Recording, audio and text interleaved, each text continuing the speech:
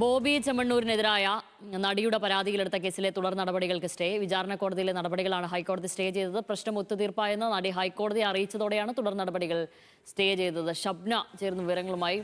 ഷബ്ന, ഇത് ഏത് കേസിലെ കാര്യമാണ് ഈ പറയുന്നത്? എന്താണ് ഇതിന്റെ വിശദാംശങ്ങൾ?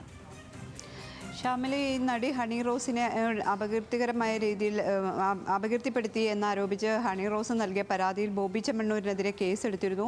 എറണാകുളം സെൻട്രൽ സ്റ്റേഷനാണ് ഇത്തരത്തിലൊരു കേസ് രജിസ്റ്റർ ചെയ്യുകയും പിന്നീട് അറസ്റ്റിലേക്ക് അടക്കം പോവുകയും ചെയ്തിരുന്നു. ഹൈക്കോടതിയിൽ ആദ്യഘട്ടത്തിൽ മുൻകൂർ ജാമ്യാപേക്ഷ നൽകി. മുൻകൂർ ജാമ്യാപേക്ഷ ഹൈക്കോടതി തള്ളുകയും രൂക്ഷമായ ഭാഷയിൽ കോടതി വിമർശിക്കുകയൊക്കെ ചെയ്ത പശ്ചാത്തലത്തിലായിരുന്നു പോലീസ് കസ്റ്റഡിയിലെടുത്തത്.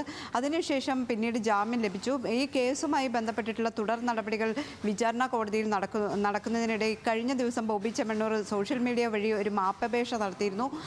തൻ്റെ പ്രസ്താവന ഒരു തരത്തിലും ബുദ്ധിമുട്ടിപ്പിക്കണമെന്നോ അല്ലെങ്കിൽ അപകീർത്തിപ്പെടുത്തണമെന്നോ ബോധപൂർവം ഉദ്ദേശിച്ചല്ല, അതിൽ നിരുപാധികം മാപ്പ് ചോദിക്കുന്നു എന്ന് ബോബി ചെമ്മണ്ണൂർ ഈ സോഷ്യൽ മീഡിയ പോസ്റ്റിൽ വ്യക്തമാക്കിയിരുന്നു.